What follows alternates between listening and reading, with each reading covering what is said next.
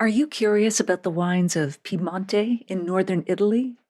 Especially those that reach beyond Barolo and Barbaresco, the two best known. And speaking of those, why are Barolo and Barbaresco often compared with Burgundy? In what ways are they the same? And how do they differ? And what makes the Nebbiolo grape unique? In today's episode, you'll hear the stories and tips that answer those questions in our chat with David Way, the author of the new and fabulous book, The Wines of Piemonte. By the end of our conversation, you'll also discover what inspired David to make wine as an undergraduate at Oxford University, why David decided to focus his book on the Piemonte region of Italy, what makes David's book different from other Italian wine books, even those about the same region, how Piemonte compares geographically to other well-known Italian wine regions, the approach David recommends for understanding Piemonte's incredible 60 denominations or subregions, how Nebbiolo evolved from a tannic monster of the past to a more silky, refined wine today, which qualities make Nebbiolo a great grape for warmer climates, how Nebbiolo and Barbera grapes compare, and how to determine whether you should decant your wine or not.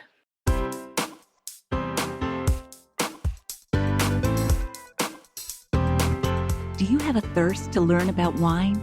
Do you love stories about wonderfully obsessive people, hauntingly beautiful places, and amusingly awkward social situations? Well, that's the blend here on the Unreserved Wine Talk podcast. I'm your host, Natalie McLean, and each week I share with you unfiltered conversations with celebrities in the wine world, as well as confessions from my own tipsy journey as I write my third book on this subject. I'm so glad you're here. Now pass me that bottle, please, and let's get started. Welcome to episode 315. Two of you will win a copy of David's terrific book, The Wines of Piemonte. All you have to do is email me and let me know that you like to win. I'll choose two people randomly from those who contact me at natalie@nataliemclean.com. It does not matter where you live. I also still have one copy left of the following books to give away: Inspirational Memoirs and Memories of the Women Who Shaped Ontario's Grape and Wine Industry by Jennifer Willem, The Smart Traveler's Wine Guide to Rioja, edited by Adam Letchmere, and Wine Bites, 64 Simple Nibbles That Pair Perfectly with Wine by Barbara Scott Goodman. It's a beautiful recipe book, hardcover with full-color pictures. Congratulations to both Dennis Van Kempen from the Netherlands and Yannick Nadeau from North Vancouver, BC, who have both won a personally signed copy of The Life and Wines of Hugh Johnson. In other bookish news, if you're reading the paperback or ebook or listening to the audiobook of my memoir, Wine Witch on Fire, Rising from the Ashes of Divorce, Defamation, and Drinking Too Much, I'd love to hear from you at natalie@nataliemclean.com. If you'd like to give this book as a holiday gift, I'd be happy to send you personally signed book plates, both for yourself and for the copies you give as gifts. I'll put a link in the show notes to all retailers worldwide at nataliemclean.com/315. When you order it online, it usually arrives within a day or two. At the end of today's episode, I'm also including a bonus interview I did with Jo Penn on her podcast, The Creative Pen.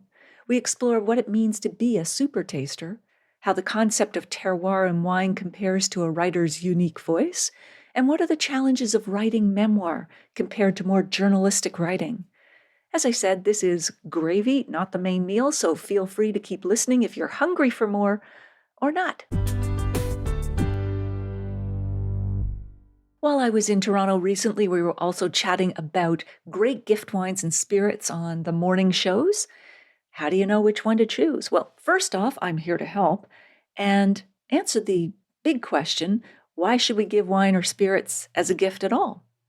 Well, personally, I'm biased, of course, but when you give the gift of wine or spirits, doubles are fine, unlike toaster ovens. There are no wrong sizes, unlike that ugly sweater, please return it. And regifting is so much easier compared to fruitcake. You don't have to be as sneaky. And let's be honest, has anyone ever said, Oh no, not another bottle of wine. No, never. Okay, so let's get into the fun part. The St. Regis Sauvignon Blanc and Pinot Noir are perfect for your psychiatrist, bartender, or whomever is giving you good advice lately. Surprise them with these delicious alcohol-free wines. Now you're thinking out of the box or bottle, and that's big progress for you this year. Of course, they'll analyze whatever you give them, so choose wines like these that are so juicy and mouthwatering, they'll pair well with holiday turkey and major emotional breakthroughs. These wines are available in many grocery stores as well as online from retailers like Amazon. I'll also put a link in the show notes to the blog post I did for all of these so that you can follow that link and see exactly where you can get them. The majority of the remainder that I'm going to mention to you are available in liquor stores as well. Next up, the Honest Lot Pinot Grigio is perfect for the person that you met through an online dating site. It has 0 grams of sugar per serving and is fully transparent with an ingredients label, just like you were when you filled out your dating profile and did not use that, quote, recent photo from 2005. This vibrant wine is not too light, not too heavy. It's perfect for your third date when you don't want to be too wimpy or come on too strong. It pairs beautifully with oysters or your sparkling wit, whichever is fresher. Next up, your hairstylist. Now here's a person who has a great sense of humor. He laughs at all your jokes when you're in the chair. Yet, he takes styling your mop seriously. Someone has to. So give him a wine that's also versatile, layered, and modern, like the Trivento Reserve Malbec, one of the most popular wines from Argentina. This terrific wine offers sumptuous red fruit flavors and great structure that your stylist loves in a good cut. Pair it, of course, with angel hair pasta in a tomato sauce. Now let's talk about your travel agent. He's planned terrific vacations for you over the years. Intrigue him with the El Dorado 12-year-old rum from Guyana, one of the world's most premium small batch rums. I mentioned this one in the last episode because it's also a very sustainable distillery. It does a lot of great things for its delicate tropical environment.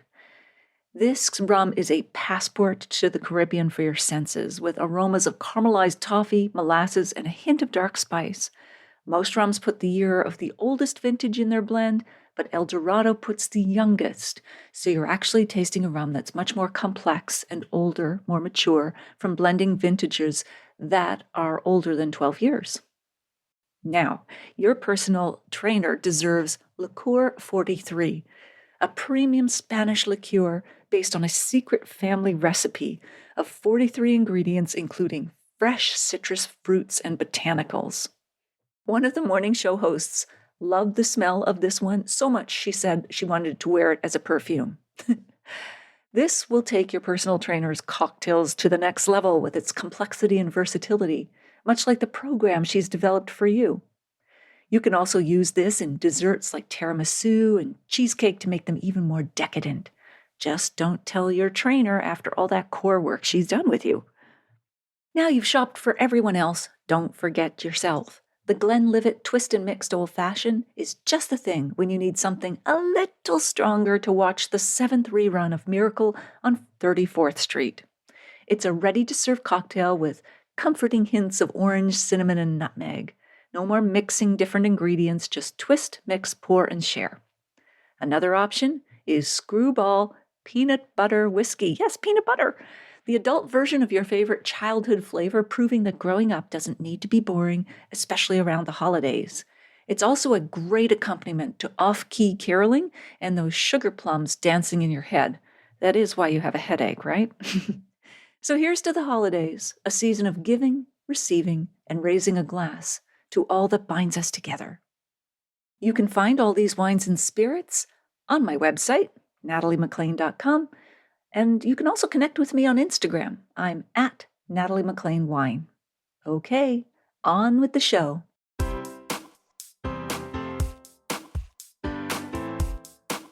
David Way holds a doctorate degree in theology from Oxford University. He then pivoted. He did make some wine during his undergraduate days, so there is a transition. And now he specializes in the wines of Italy and is a senior researcher on the 5 textbooks for the WSET Level 4 diploma program. His new book, The Wines of Piemonte, published as part of the Classic Library of Académie de Vin, gives an unparalleled coverage to one of Italy's most important regions and includes 200 producer profiles. For the first time ever, all 60 denominations or appellations of the region are covered in detail, and many of the native grape varieties. There's 60 to 80 of those. Additional chapters recount the history and current state of sparkling wine in the region, both tank method and traditional method. As a result, the book was honored by the International Organization of Vine and Wine this year at its awards ceremony in Lisbon. You can find David's articles on his website at www.winefriend.org. And David joins us now from his home in Hampshire near London. Welcome. We're so glad to have you here with us, David. Thank you very much, Natalie. What a lovely introduction. And I'm really looking forward to talking to you about this whole region. Oh, we're keen to chat with you. We're going to dive in. Now, I did allude to this, but as an undergraduate at Oxford University, you made wine, I believe, from elderflowers and other fruit. What inspired that? Partly poverty, I think, basically. Good answer. So there is a tradition in England of what we call country wines, which are made with all sorts of strange fruit and flowers. They can be quite interesting. I don't really know. I had friends who were seriously into wine, but they obviously had more money than I did. And I just got into this. It was quite a common hobby in those days. And it proved to be really valuable because later when I became a serious wine student, actually having made wines of any sort is a huge advantage because you know what they're talking about. In a way, if it's just all theory, it's much more difficult to grasp. And actually, I only drank my very last bottle of my own wine about 15 years ago. So it was about 30 years old. Wow. Did it stand up? It was sort of port style. Oh, I see. So it was fortified. Yes. But it was made with elderberries. So yes, it had decent fruit. I mean, it's not going to stand up to any decent commercial example of port, but it was drinkable. Well, that's an achievement in and of itself. Now, after graduating, how did your interest in wine grow, and especially in Italy? How did that happen? So it was quite a long burn. I mean, for many years, like many English people who like wine, I bought French wines because that's what's pushed in this country. That's our tradition. So I used to buy inexpensive wines from the Rhone Valley, and I graduated a little bit to Burgundy in the days when it wasn't horrendously expensive. And then I started going on holiday in Italy and then got really frustrated by not being able to speak the language. So I decided in midlife I would learn Italian, which was great fun and quite a challenge. And then it's really weird because, as I say, I went from Italian to Italian wine, not the other way around. When I was a student and I would go out in the summer for a couple of weeks and I would do a top-up class in Italian, and there were often cultural things you could do as well. And anyway, to cut a long story short, I ended up teaching small wine classes about the local wines of Tuscany, where I was based. And then after I'd done that for a couple of years, I thought, if I'm going to do this regularly, I really ought to have a qualification. So I then started on the WSET qualifications ladder, simply because I was working in the educational field at the time. It was easy that the headquarters of WSET were only 10 minutes away on the tube. So I came into it in a very curious route. Sounds terrific. Language, then food, then wine. It makes sense to me.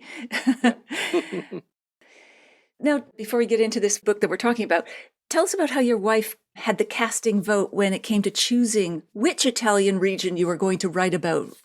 So a little bit of background, first of all. As you've already kindly said, my main job has been with the WSET writing the diploma textbooks, which is the most amazing privilege and exciting project. It's a vast undertaking. We had 70 external experts giving us notes on regions from around the world. And then my colleague and I basically wrote it all in a uniform way and did the bits of research which filled in the bits which other people hadn't told us about. The only disadvantage of that was that, of course, I wrote about most of Europe in that, so I had to spread my interest very wide. And as it turned out, I only had 10 pages on Piemonte, within the book, because you can't favor some region over another. You have to write equally about Tuscany, Campania, the Rhone Valley, the Mosel, wherever it was. I got a little bit frustrated in the end because what I really wanted to do was to do a deep dive into one Italian region. So, of course, when I decided to do that, the obvious question was, okay, David, which Italian region? And by that time, I had visited a lot of regions and I had spent a lot of time in Tuscany, as many people do. It's a beautiful place, has amazing wines, has great food. So Janet and I sat down and we actually literally drew up a short list, which went Tuscany, Piemonte, Campania with Basilicata. The latter choice would be less familiar with people, but Campania has amazing white wines. And those two regions, Campania and Basilicata, share one of Italy's great black grape varieties, Aglianico, which makes very substantial tannic wines which can age forever. So that would have been the most niche choice of the three, and probably one I knew least about. Tuscany would have been the absolute obvious choice. I'd been there a lot. And, it would have been a huge amount about Sangiovese, grape that I love very much. And then, of course, there was Piemonte, which I, of course, visited and had been really impressed with the wine quality, with the food, with many things. But I didn't have quite the same knowledge of Piemonte then as I did of Tuscany. But Janet said to me, I think, David, you need a new challenge. So why don't you go for Piemonte? So we decided to do that. And it was also partly practical, to be honest. And that is that it's very easy to reach from England. So in 2 hours, you can fly to Turin or to Milan or even to Genova and be in various different parts of Piemonte very easily. Okay, Piemonte is a big region, but Tuscany is very rural. It was really down to really silly things like how long would it take to get there from an airport?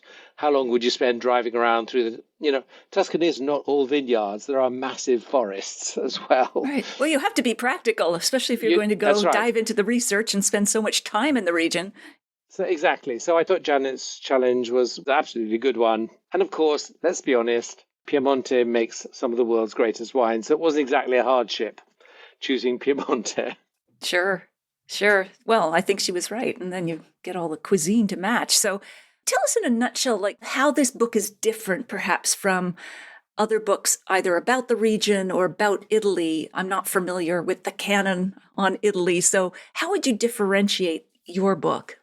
First of all, there are very few substantial books on Italian regions. It's really underwritten. The series that I'm in, the Classic Wine Library, loads of books about France, books about whole countries, very few books about Italy. So that was point one, really.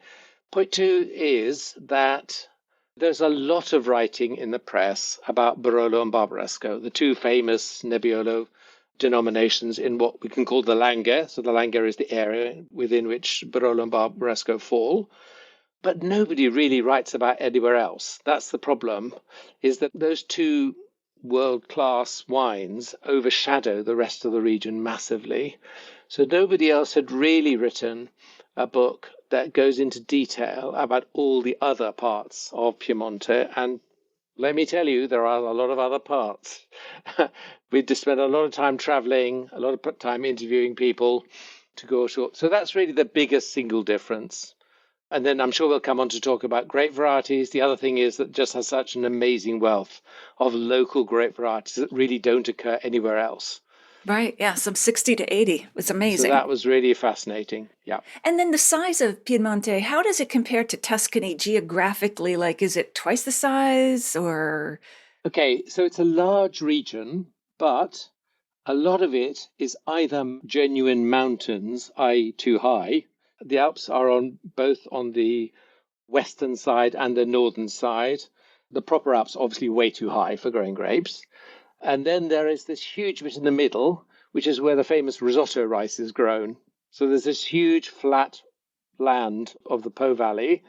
And so actually the vineyard areas, particularly the substantial ones, are actually surprisingly close together in southern Piemonte.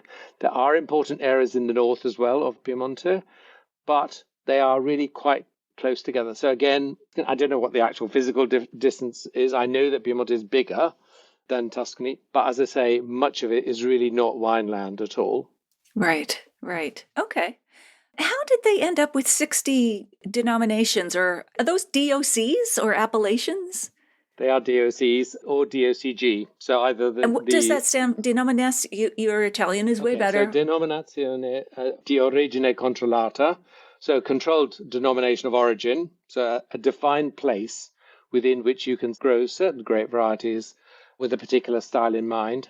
And then DOCG, the same, but with garantita at the end of it, supposedly a higher level denomination. Why do they end up with 60? That is a really good question. I've done a couple of presentations to growers in the region since I published the book, which has been really interesting and a massive honor, of course. I have said to them, this is an amazing region. You have fantastic wines, but you just have too many denominations. It's too complicated. And the ones that I've really taken issue with are ones which are basically overlapping denominations for the same grape variety. There are two major Barbera denominations which are basically the same region. I have asked every grower I have met about this, how on earth did this come about? We're talking about the early 1970s now, so it is a long time ago. But my best guess, and that's all it is that it was political. So one of them reflects the interests of the province of Asti, and the other one is the province of Alessandria, which they're absolutely next door to each other. Weirdly, the two denominations cover both provinces. So I just say to them, this really does not help. No. Italian wine is complicated enough. They nod at me and they agree. But unfortunately, they only ever get new denominations created and they never undo any of the old ones. They need one of those merge functions on an Excel spreadsheet. Is it important for us to know, to understand, or try to even sort out these denominations if we want to understand Piemonte? Or, yes or no to that? And then is there any way of remembering them? Yeah. So I would be highly selective, basically. That's, of course, Barolo and Barbaresco, both denominations that require wines to be made with 100% Nebbiolo grapes in defined areas which are very close to each other. So, that's very clear. People understand that concept. Some of the denominations do help you by putting the grape variety in the front of them. So Barbera d'Asti, Barbera from the area of Asti. Perfect. That's really good. That helps. Some, if you like the wine, you just have to learn the name. If you take a northern example, for example, there's a lovely area called, informally, Alto Piemonte, so Upper Piemonte. And there are, wait for it, 10 tiny denominations in a small area. And, okay, people, one or two real wine geeks might have heard of Gattinara or Gemma before. But frankly, you just find the wine that you like and you drink that and you don't worry too much about what it says on the bottle because it's hopeless. There must be some sort of shrugging emoji or something they should come up with. All these complicated, small, tiny little regions. Is this why sometimes people compare Piemonte to Burgundy, France, whereas they compare Tuscany to Bordeaux? Yeah, there is a sort of element of truth in that. The biggest single reason, I think, is because Tuscany, of course, has small growers, but it also has large aristocratic estates, really substantial properties. So, a famous wine like Tignanello is made in the hundreds of thousands. It is one of Italy's great wines, but it is not made in. So, in that sense, it's like a grand Bordeaux chateau. Right. Like your Margaux or whatever. Yeah. Yeah, exactly. Whereas Piemonte, and particularly, we're really talking about Barolo and Barbaresco here, and that's fine. Barolo and Barbaresco is many, many small plots owned by many, many small growers. So in that sense, it's very like Burgundy. The other way it's very similar to Burgundy is that tiny differences of altitude, soil type, which way your vineyard faces, the wind direction, make noticeable differences in the final wine. And of course, that's just like Burgundy, isn't it? Where you can literally walk 50 yards from one vineyard to another, and the wines made from those vineyards will taste different. So in that sense, it's terroir expressive in a very similar way to Burgundy. And then lastly, the other reason is that when they were really trying to raise the quality of Barolo and Barbaresco back in the 80s and 90s, very successfully, I have to say, they all went off to Burgundy and visited Burgundy and said, oh, we want to be like this. So there was a sort of natural affinity. They're both single grape variety wines. Aging in wood is important to both of them. And as I've already said, the parcels of vineyard are tiny in both places.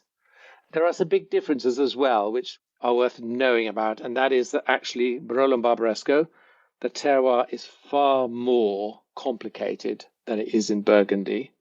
And that's because basically in Burgundy, this is a massive simplification, and the Burgundians will have to forgive me for it.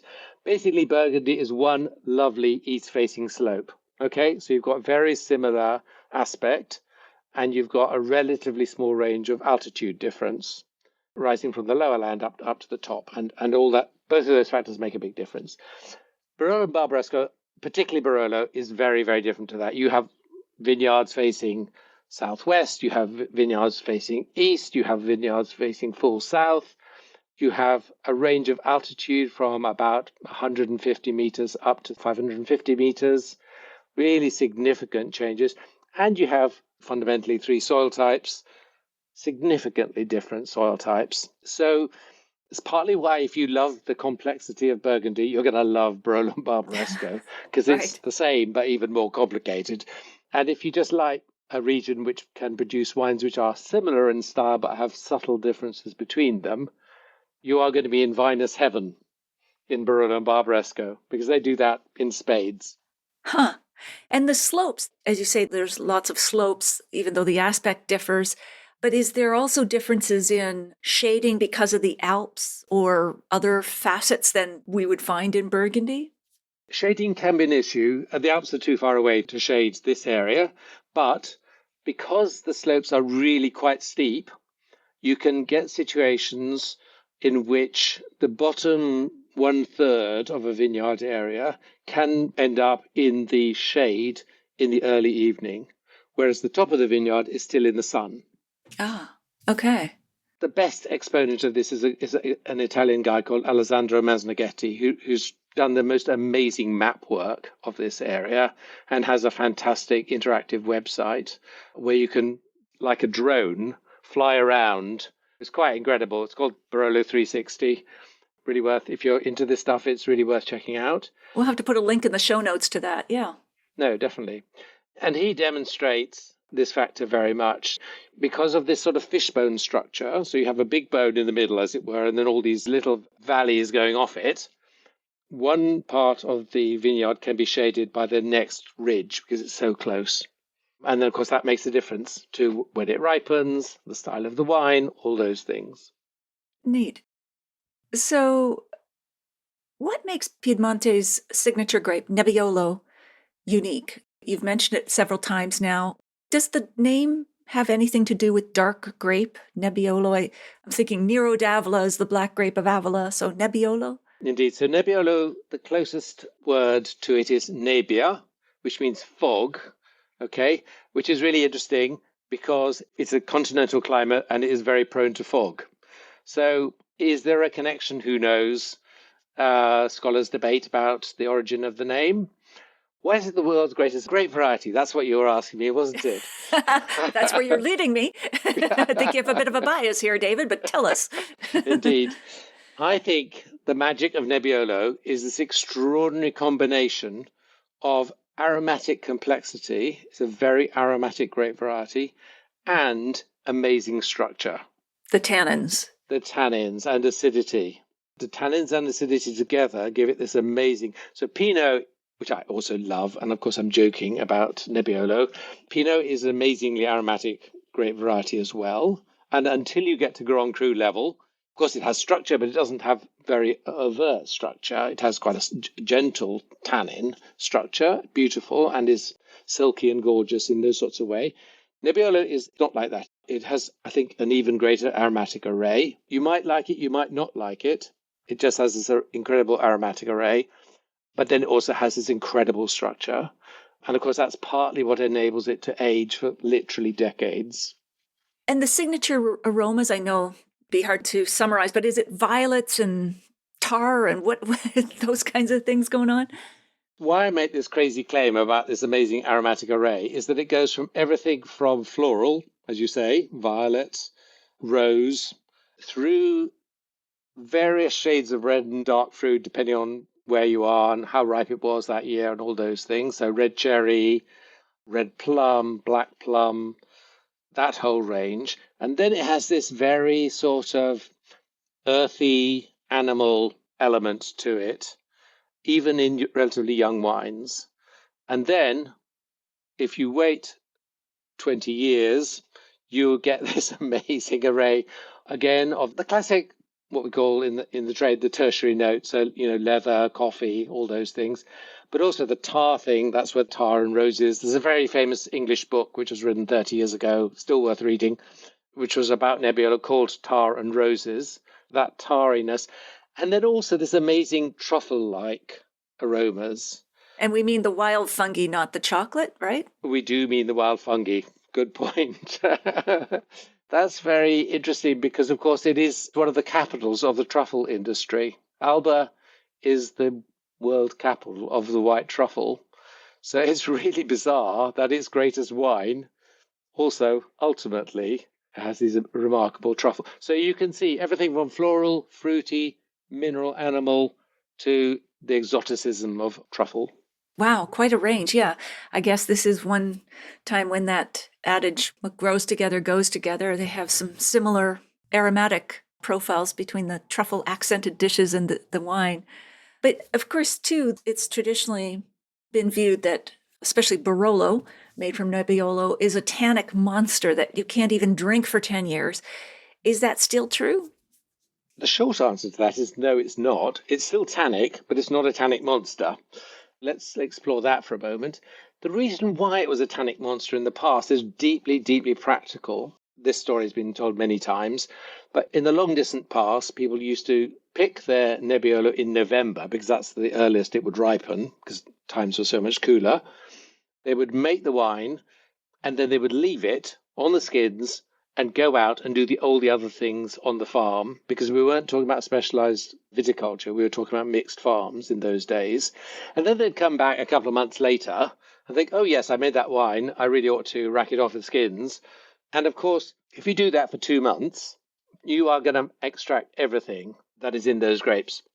And then the old joke was you drank your dolcetto while you waited for your Nebbiolo to come round, and it could be 10 years. Before Right, it was because drinkable. Dolcetto's a much lighter grape, right? Dolcetto's are less tannic. It is still does have tannins, but it's less tannic. Yeah. Okay. So that world has passed away. We now have superbly gifted and trained winemakers. We have much better viticulture, so people know how to ripen grapes much better. We have a much warmer climate, which is really significant in Nebbiolo's case, because as I've already said, in the past it used to only ripen in about November. And of course, you could have several weeks of rain by the time you got to that, and you could lose all your grapes. So it was really not a great combination. And therefore you probably only made decent wine in like one every 3 years or something of that sort. But now just is no longer the case. The weather is a huge challenge in all sorts of other ways, but because it's so much warmer, the grapes will ripen absolutely regularly. We've only had 2 coolish vintages in the last 25 years. Wow. Wow. And what time of year are they now harvesting? Has that moved up to? It's moved into mid-October. Mid-October? Wow. Yeah. That's 3 weeks earlier, definitely. And then finally, people have learned how to work with the tannins in much subtler ways. And yes, extract them, because it is Nebbiolo. It's supposed to be tannic. That's the point.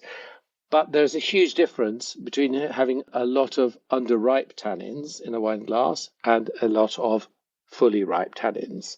So the finesse of the tannins has really changed, particularly in a year last year I tasted the new vintage, which was 2020. And 2020 is what in the trade we call a restaurant vintage. In other words, a vintage you can drink early.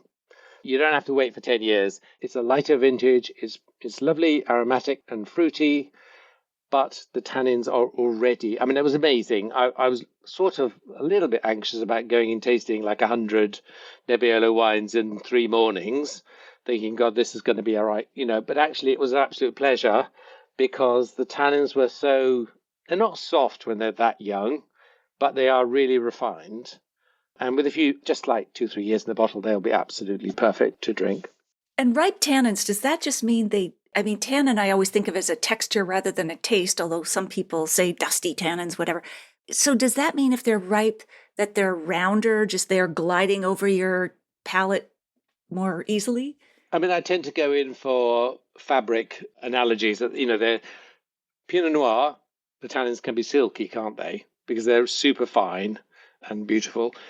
Nebbiolo will always have more grip than that. So, even the most mature wines are going to be more in the sort of satin, a bit more resistant still, but they should never be bitter. They should never be abrasive. They should be a significant part of the texture, as you say, of the wine. It carries it off somehow because it is such an intense wine in other ways. It's aromatically intense, it has high acidity. Wine's a real substance, and the tannins are an important part of that. Yeah, and I think you've mentioned in your book or elsewhere that the extraction is gentle. So they're not just, well, obviously they're not doing it the old way, just let it sit on the skins for 2 months, but they're really being very gentle and very precise, intentional about how they extract those tannins from the skins. Yeah, exactly right. Yeah. What qualities make Nebbiolo a great grape for warmer climates?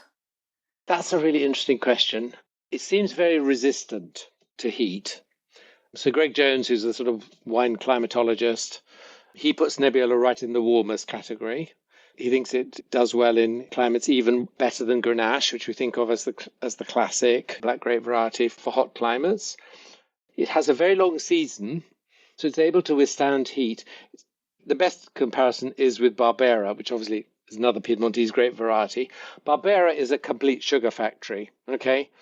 You have to make sure that you pick it at the alcohol level that you want, because if you leave it another week in the vineyard, it'll put on like another whole percentage of alcohol. So it's really gobbling up the sun, which converts to sugar, and then that in turn converts to alcohol when you ferment. Yeah. It loves the heat, but it changes it straight into sugar. Nebbiolo also likes heat, but somehow it resists heat and it doesn't put on sugar in the later stages of the vintage of the year. In fact, it's really important for that aromatic complexity I was talking about that it does have a long time on the vine and is still on the vine in October, because the thing you really want is warm days and cold nights in that period. Right. Those changes.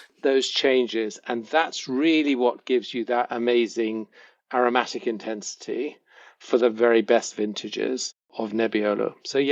So it's something to do with its ability to resist heat in the middle of the season and then go on getting more interesting as the nighttime temperature drops. Wow. It reminds me, it's something metabolic is going on there. It's almost like it's insulin resistant. It's not reacting to the sugars, or it's not creating the sugars in the first place. So then the ripening is happening in the more complex ways in the skins, those phenolics, those aromatic precursors. So it's not, as you say, a sugar factory. I love that. So how would you contrast then, say, Nebbiolo and Barbera? Nebbiolo, first of all, it should always be pale in the glass. That touches on an interesting point we could come back to. So it's, in that sense, it's a little bit Pinot-esque in that it's always pale, and it very quickly goes garnet in color. So it doesn't keep its redness. When it's young, of course, it's red, ruby, like any other grape variety, but it quickly goes off in towards that brown direction, garnet. Barbera is completely different in that regard. It has amazing color intensity, and it will keep it for 20 years. Very resistant. So if you love a deep colored wine and you want something from Piemonte, then you want to drink Barbera. The other big difference is the structure. Well, I think Barbera is a high quality grape, which can make really good wine. There are two differences. It is more in that middle red cherry to plum thing. It does have some violet. Of course, it has some violet, some floral notes. It doesn't have quite the aromatic array of Nebbiolo. Structurally, it's completely different. Okay, structurally, Barbera is high acid and low tannin, whereas Nebbiolo is high in both.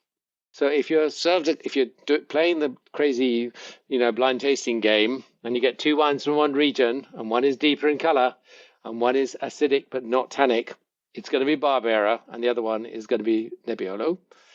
The other big difference is that actually Barbera suits New French oak quite well. So it goes well with those vanilla and clove notes of sweet spice notes from French oak, whereas Nebbiolo is overwhelmed. Nebbiolo is a more delicate, aromatic creature, and it doesn't really show that incredible complexity if you put it into a lot of new oak. You end up with a perfectly good wine, but it could be a perfectly good wine from anywhere. It really stops being Nebbiolo. There's a whole story behind that. We'll see if we get to that one. Sure, sure. It's hard to keep those two contrasting notions about Nebbiolo in mind at the same time. It's delicate, and yet it can be, no longer the tannic monster, but tannic. And it's like, wow, how do you... but that's what makes it so interesting, is these contrasts.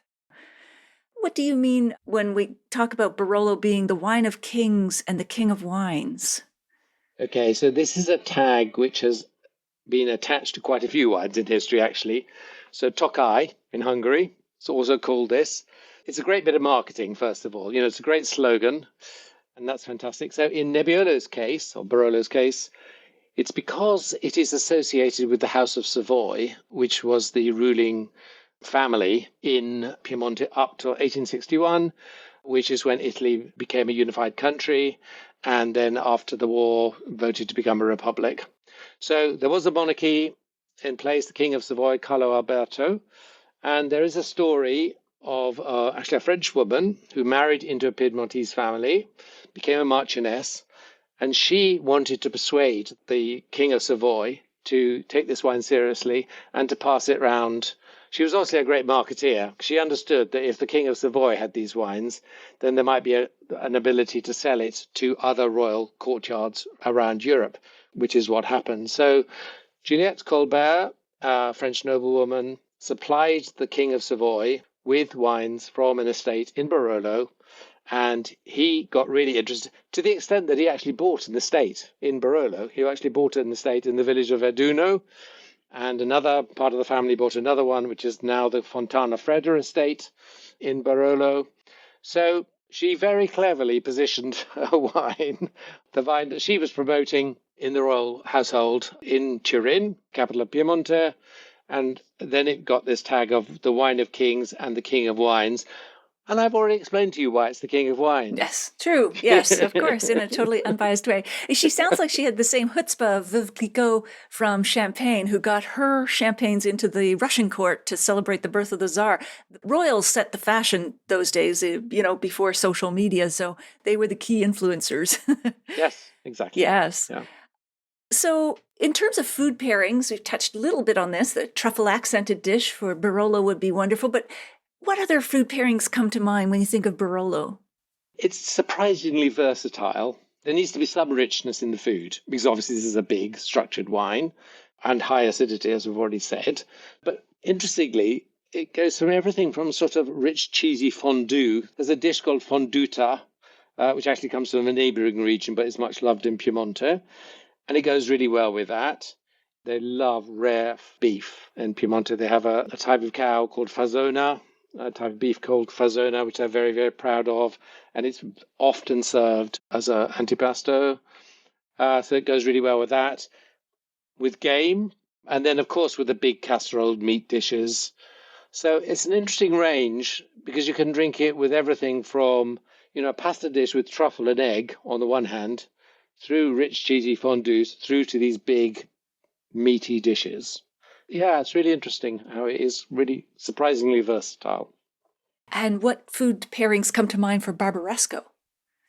Barbaresco is slightly warmer and quite a lot drier than Barolo. So in wet years, Barbaresco can often be better. Like 2014, for example, was a wet year. And actually, there was far more rain in Barolo than in Barbaresco. I mean, the regions are only like 20 miles apart. We're not talking about a long way. And the geology is quite similar. Most of the geology of Barbaresco is like the northwestern part of Barolo. But it is warmer and therefore a little bit riper. The wines don't require quite the same long aging. They don't require as long in wood. They are released a year earlier. There's slightly more delicate wine, basically. So, if you were going to pair it with something more delicate of that whole range of things that we talked about, then probably Barbaresco would be a good choice.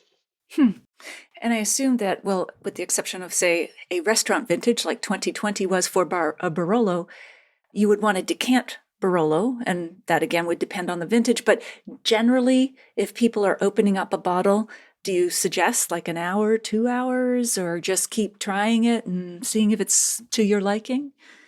On Facebook, there are groups of aficionados of a certain thing, aren't there? The Wines of the Yes, Rhone or private whatever. Facebook groups, yep. Thank you. And so there is one for Barolo and Barbaresco, and they spend ages debating and telling you, I opened this in the morning and I left it, or I decanted it half an hour before, and all that sort of stuff. And I'm sort of thinking, I'm not sure how much difference all that makes, particularly just opening the bottle. I really don't think that makes a big If you're difference not to anything. putting it into another vessel, I don't think it makes a dot of difference, scientifically at least. I think aeration in the glass actually is okay. I think if you pour your wine into a glass, of course, decant it if you want to. If you think there's a lot of sediment, yeah, of course, decant it. That's really the reason for decanting that sort of wine. But weirdly, I tend to decant young, fruity wines more than I do older, more structured wines, because I think you just get better fruity expression that way. So, yeah, I'm not a huge fan, but by all means, do whatever works for you. Yeah, to each his own. But especially if it's an elegant wine with sort of Pinot Noir-like delicacy in the aromas, you might be losing some of that in decanting. Who knows? Certainly somebody like Karen O'Keefe, who's been studying this for a very long time, she says exactly that. She says, I never decant Old Barolo. And if you notice that, if you go to Burgundy, you'll notice that the Burgundians don't decant their wines. So I think, yeah, there is a counter argument. There always is. That's what keeps the debate going in these Facebook groups. What else would they talk about? Who knows? Yeah, that's right.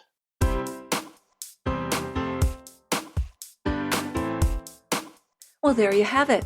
I hope you enjoyed our chat with David. Here are my takeaways. Number 1, are you curious about the wines of Piemonte in northern Italy? Well, as David explains, much has been written about Barolo and Barbaresco, those appellations in Piemonte, but very little about the rest of the region.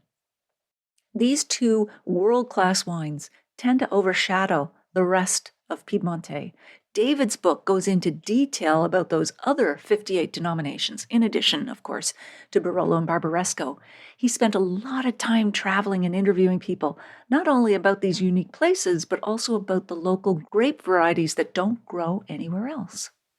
Number 2, why are Barolo and Barbaresco often compared to Burgundy? David says that Barolo and Barbaresco have many small plots owned by many small growers, so in that sense, it's very much like Burgundy. It's also similar in that tiny differences of altitude, soil type, vineyard orientation, and wind direction make big differences in the final wine. And just like in Burgundy, you can walk 50 meters from one vineyard to another, and the wines made from those two vineyards will taste different. The regions also specialize in single variety wines. Aging in wood is important to both, and the parcels of vineyards are so small.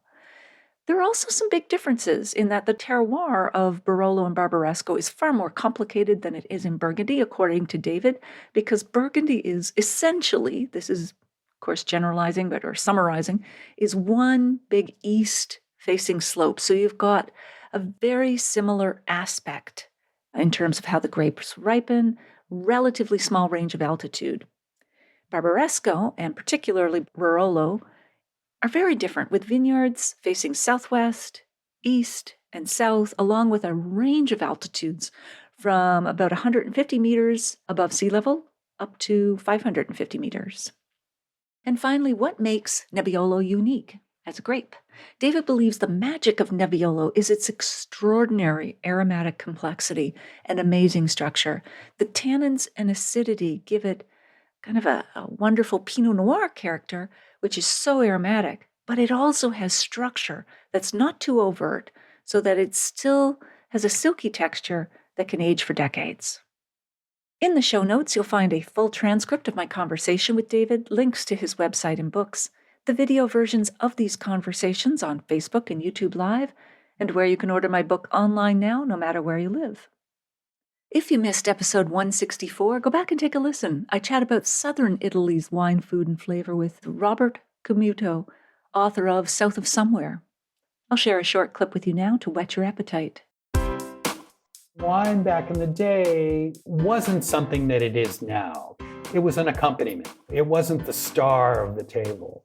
When you look at southern Italy, there's so many darn flavors there and so much delicious, spicy food and fresh tomatoes, peppers, greens, artichokes. Maybe it's a little more difficult for wine to be the standout star of that. Because the flavors are so intense. There's so much else going on at the table, so much other intensity.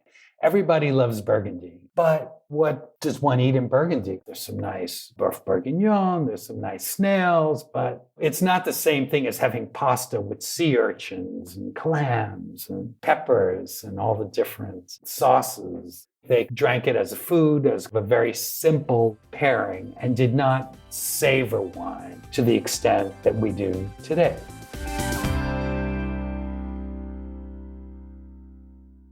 You won't want to miss next week when we continue our chat with David. If you liked this episode or learned even one thing from it, please email or tell a friend about the podcast this week. You can also share it with them right from your podcast app, especially someone you know who'd be interested in learning more about the wines of Piemonte. It's easy to find my podcast. Just tell them to search for Natalie MacLean Wine on Apple Podcasts, Spotify, their favorite podcast app, or they can listen to the show on my website at nataliemaclean.com/podcast. Email me if you have a sip tip question, if you'd like to win one of the 3 books I mentioned in the intro, or one of 2 copies of David's book, or if you've read my book or are listening to it. I'd love to hear your thoughts about this episode. Were you surprised about the Piemonte region? Are you familiar with the wines of Piemonte beyond Barolo and Barbaresco? And do you have a favorite wine from Piemonte that you can share with me? Email me at natalie@nataliemaclean.com. In the show notes, you'll also find a link to take a free online food and wine pairing class with me called The 5 Wine and Food Pairing Mistakes That Can Ruin Your Dinner and How to Fix Them Forever at nataliemaclean.com/class. That's all. Everything, the whole thing, is in the show notes at nataliemaclean.com/315. Thank you for taking the time to join me here. I hope something great is in your glass this week. Perhaps a luxurious, long-lived Piemonte wine.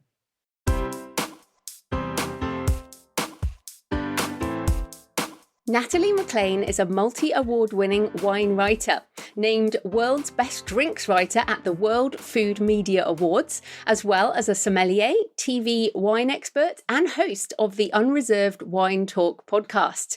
She's also the best-selling author of multiple non-fiction books on wine, including Unquenchable, named as one of Amazon's best books of the year, and her latest book is Wine Witch on Fire, Rising from the Ashes of Divorce, Defamation, and Drinking Too Much. So welcome to the show, Natalie. It is so good to be back here with you. We had an initial chat on my podcast, but I am so looking forward to this, Jo. Oh, yes. So first up, just tell us a bit more about you and how you got into writing and publishing. Sure. So my career path was probably like a lot of folks. I didn't plan to be a writer. I didn't have the confidence to be a writer. So I was brought up by a single parent mom. She was a school teacher, so she really pounded it into me. Make sure you get an education that will get you a job. So it was like, I wanted to study English, but no. So it was PR and an MBA and right into the workforce in high-tech marketing. But along the way, I was working for a supercomputer company that was based in Mountain View, California. I'm Canadian and I still live here, but the head office was down where the campus of Google now is. So I started arranging all of my meetings there when I had to go on Fridays so I could stay over the weekend and drive up to Napa and Sonoma, because while I didn't have time to learn golf or pottery or anything else, I was dining out a lot with clients or whatever. And so I really grew to love wine. So that sparked my interest in wine. But then while I was off on maternity leave, I thought, well, I have to keep my brain active somehow. And I had taken a sommelier course just for fun, because that's what type A's do. It was a good thing I wasn't taking golf lessons because, long iron clubs and type A, that's just not a good combination. But wine worked.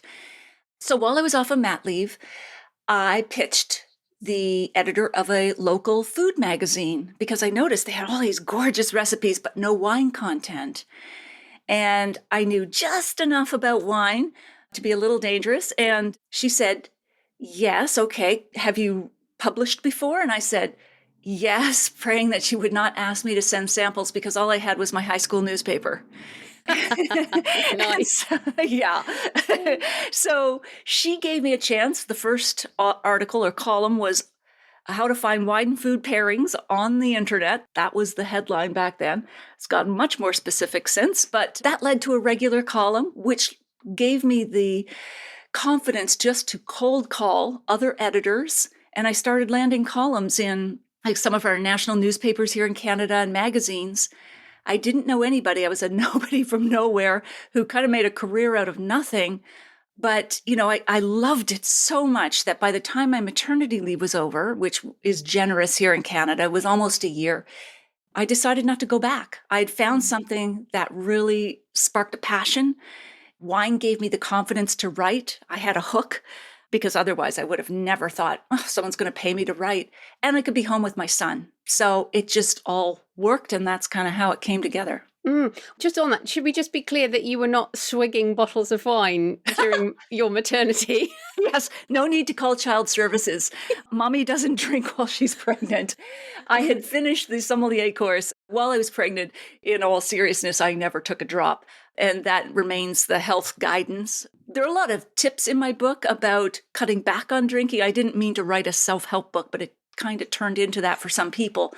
But definitely, yeah, I was not swigging. I was not giving my little guy Pinot Noir early on. But it just, wine touched all my senses. I often say you could do a liberal arts degree with wine as the hub. It ties to all facets of human endeavor, history, art, religion, commerce, science, war, politics. So it just fascinated me beyond the buzz of it. Oh, and let's add dating and sex.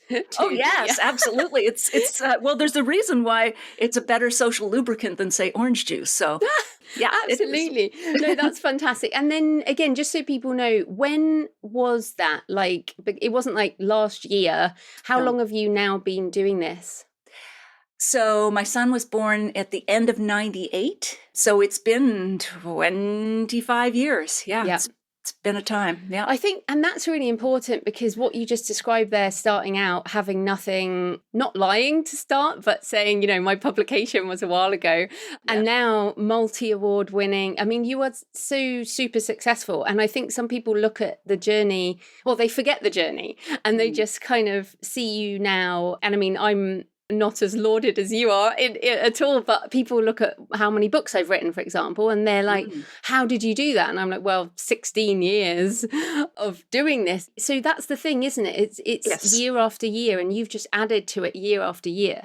And you just keep plugging away at it. And what's the adage is compare and despair. But what the mistake that I used to make is I'm comparing my sort of back end, I know what's going on in my life, to somebody else's front end, which looks amazing. Like if you ever look at Instagram, everybody's life's perfect, but you don't see what goes on behind the scenes or how long it took them to get there.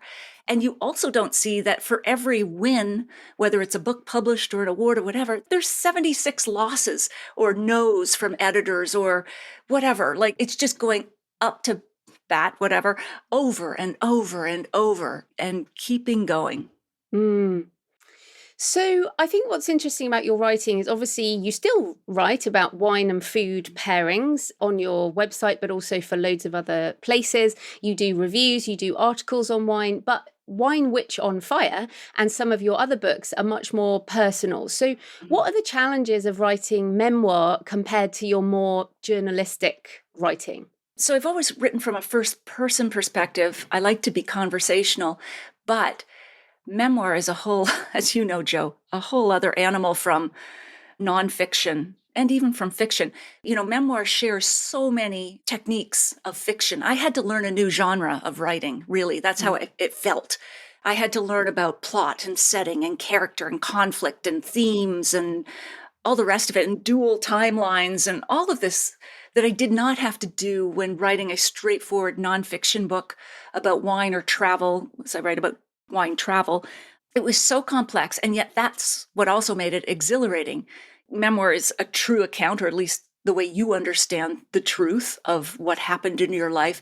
But you have all these other techniques that it's a mountain to climb, but it's definitely doable. But again, you have to keep at it. And I took all kinds of like online courses. I started listening to your podcast, which has been immensely helpful. So that's sort of one set of challenges. And then with memoir, if you're writing about anything juicy, it's probably something bad that happened to you, because no one wants to write about, here's my perfect life or read. And it all turned out nicely. So, of course, I write about my no good, terrible, very bad vintage personally and professionally in Wine Witch. And to do that, you really have to dig into your own dirt and be honest, be vulnerable, but also, in a sense, you have to relive what you went through. You know, they've done MRI scans on the brains of people who've been through a traumatic, say, car crash, survived, but then they read them the script of what happened during that car crash, and the same areas of the brain are lighting up. So you're not remembering it, you're reliving it. So that is another challenge of memoir, that you're going to have to go back into those scenes of your own life and really relive them if you want to tell it in full detail. Yeah, and you mentioned there how you understand the truth. And I get quite obsessed around the word truth, as in truth with a capital T versus the small t, because there are some things that obviously happened or didn't happen, but how we write about it in memoir is how we see it, and other people can see it in quite a different way. So the example being, you and I have both had relationship breakups, I'm sure everyone has, but, divorce particularly. And divorce, I always think of it as a good example. My parents are divorced, my husband's parents were divorced from two different perspectives. It's such a different thing. And if both partners wrote a memoir, it would be completely different from their perspective. So what are your recommendations to people listening when you're trying to tell the truth, but also to realize it's not the only truth? Exactly.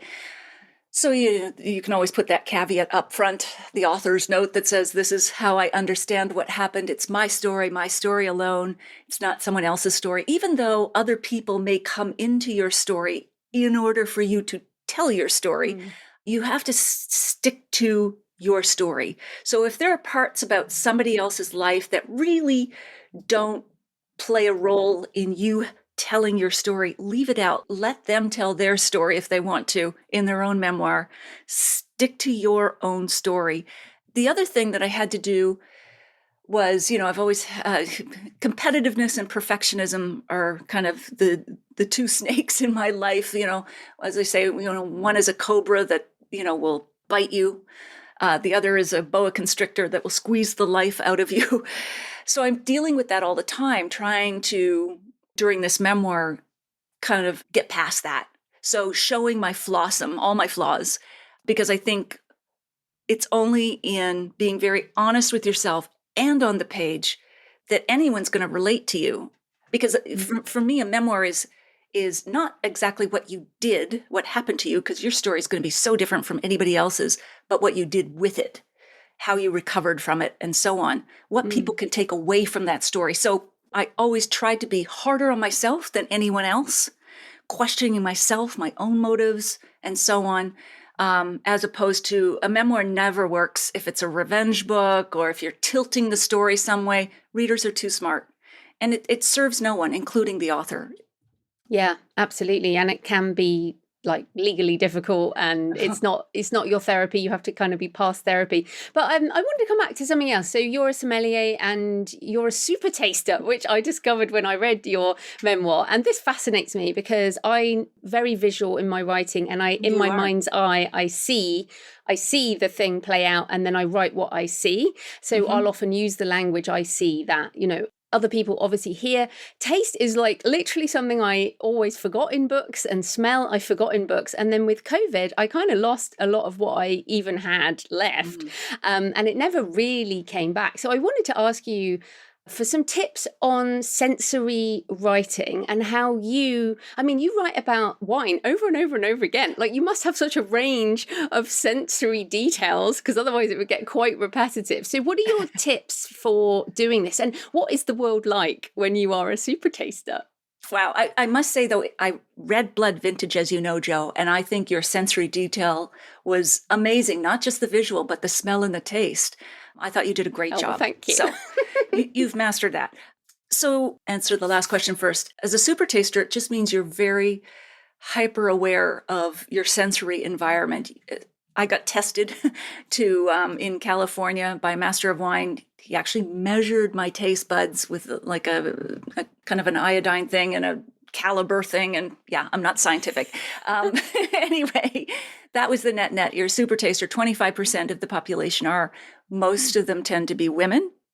We don't know if that's evolution because we were the ones cooking or tasting the berries before giving them to the children, or we're more practiced in it today, sensing and sniffing and perfume and all the rest of it. But it was Dr. Linda Berishtuk at Yale University of Medicine who discovered the phenomenon.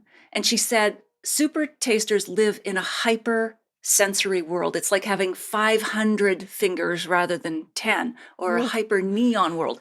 Yeah, it's a lot of fun, Joe. It sounds overwhelming. It is. Why do I drink? No, why did I used to overdrink? But it's noticing everything. And without my telling him, the person, the master of wine who tested me, he said, I'll bet you remove your tags from your clothing. You don't like zippers. You have thermostat wars with your family. I'm saying that's just creepy. He's so right on. So it's just a matter of noticing, over noticing. So that leads me to my answer to to your question. How do you get better at sensory detail? Start noticing everything. Slow down and pay attention. You do not have to be a super taster. You can be a super noticer, though.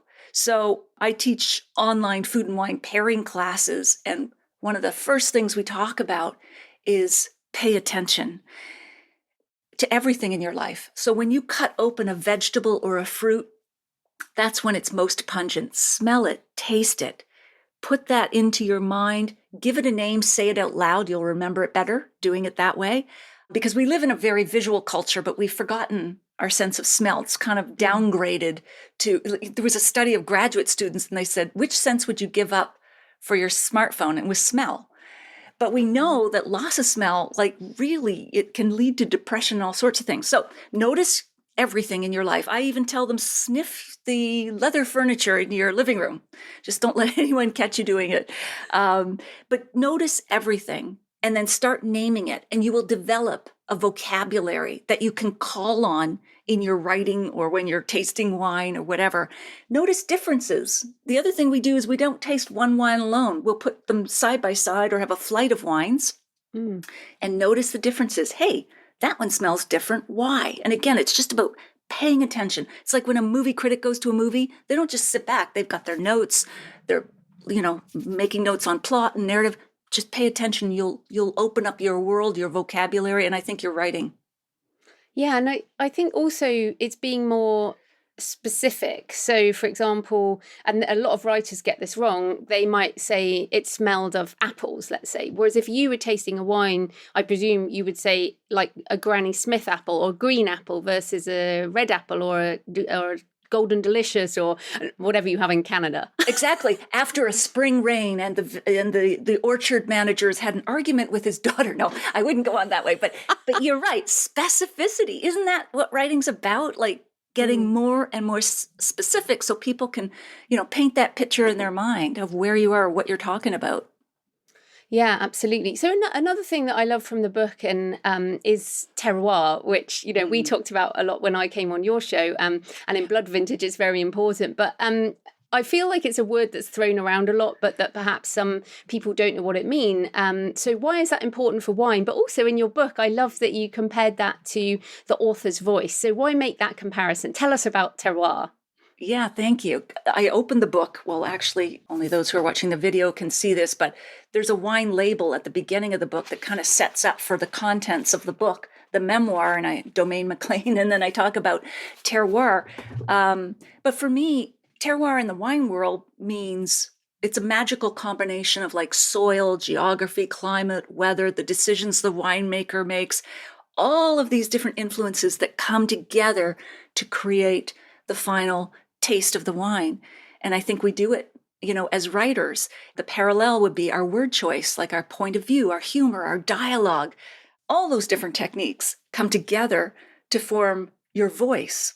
We often hear that in courses or rejection letters. I want to hear your voice. What is your writer's voice? I think it's all of those things that are working together and that are uniquely you. And if you picked up a book and it didn't have your name on it or an essay, someone would know it's you. Just like someone would know this wine is definitely a Pinot Noir from California. It isn't from Burgundy. And we could get even more specific than that. But that's basically how I think about it. Yeah, I think one of the issues with a lot of teaching of writing is that often, and we have to self-edit, obviously we believe in editing and we believe in working with editors as well. But often when you're editing, I feel like there's something in your brain that says, oh, that's to me, like I should be more professional in my writing, or I shouldn't say that because it's too colloquial, but often those are the things that actually emerge as your voice that make you not like everyone else. Exactly. And, I like puns, even though they're supposedly the lowest form of humor, lowest intellectual form of humor. But, so you learn to not overdo it so that it's not one big groaner, but let a little through if that's who you are. In the wine world, I stopped capitalizing words like Pinot Noir and Cabernet and was like, oh, shock. Or using contractions and, I am, I'm, wine writing can be very stiff and jargony, but I wanted to make it conversational. So it's all those little tiny touches along the way. Again, it's a sense of vulnerability, of being okay to show yourself to the world. As I say, these days, everyone knows everything about everyone anyway, everything. So why not show them the parts you want without harshly editing yourself? Because they're going to find out some bits and bobs anyway. So why not welcome them in?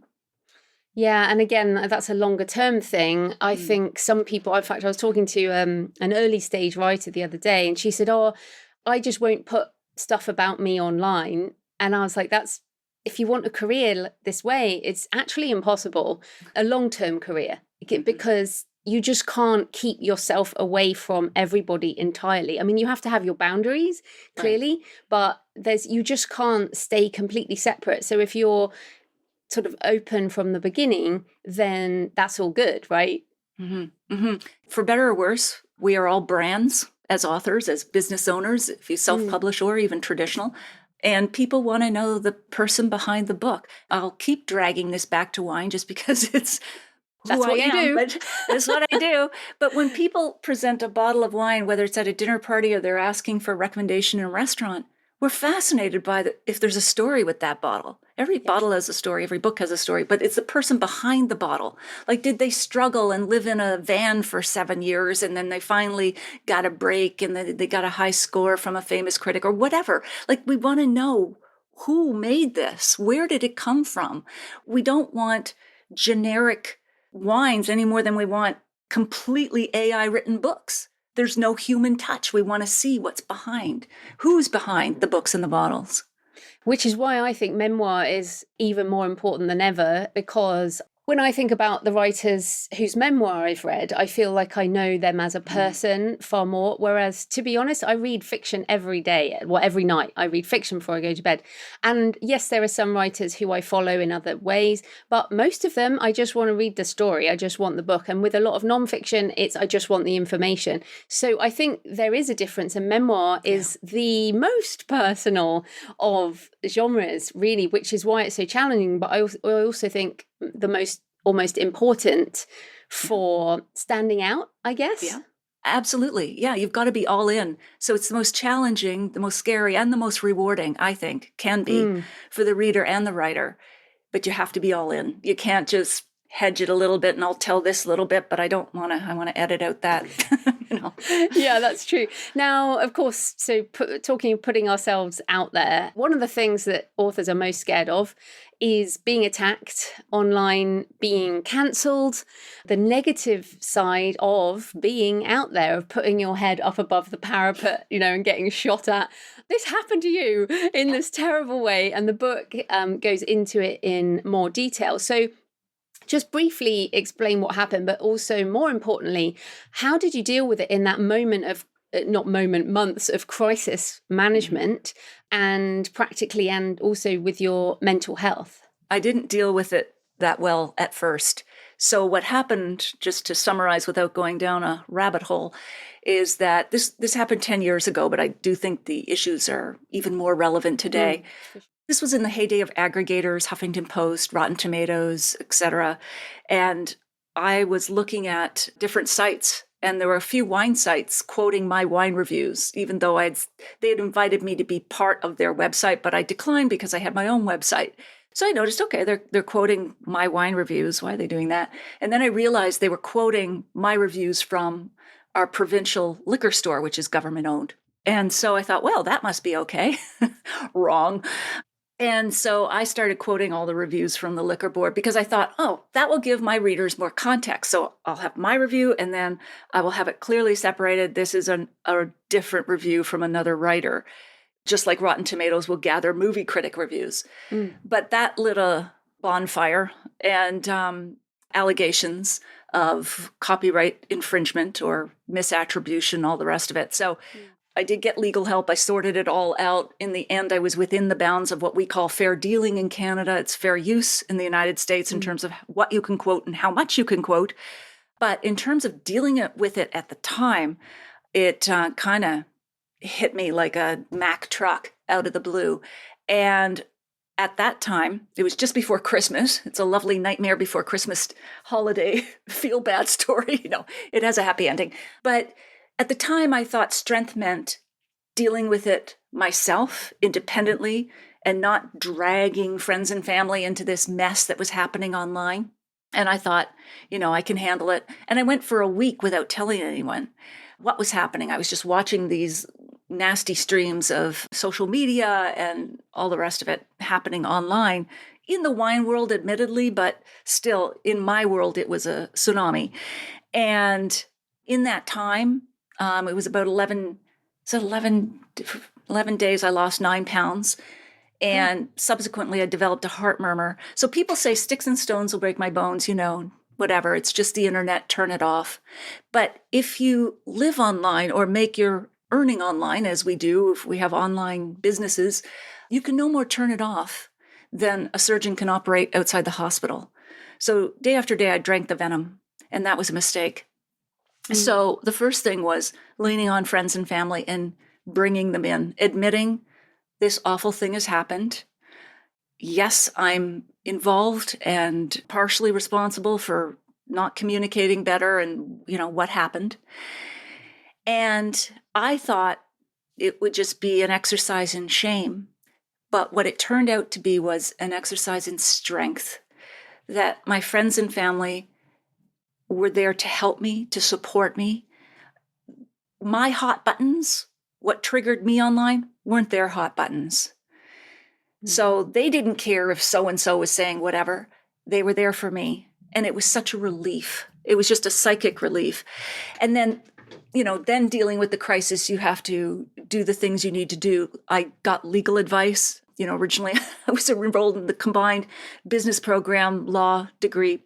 I dropped law, just finished the MBA, but I sure got my law degree in the end, by the end of it, in terms of copyright, invasion of privacy, suing for defamation, all the rest of it, all those issues that writers worry about. I took a crash course, so I got really solid legal advice and then took steps after that to address what the people were saying online. But at a certain point, you also have to stop responding. You have to block and walk. Block them, then walk and ignore them. And tempting as it is, even though what they're saying is, stop reading it. You've done what you can do, then you need to remove yourself, or it's just going to take all of your creative energy out of you, and it will have a physical impact in many cases. Yeah.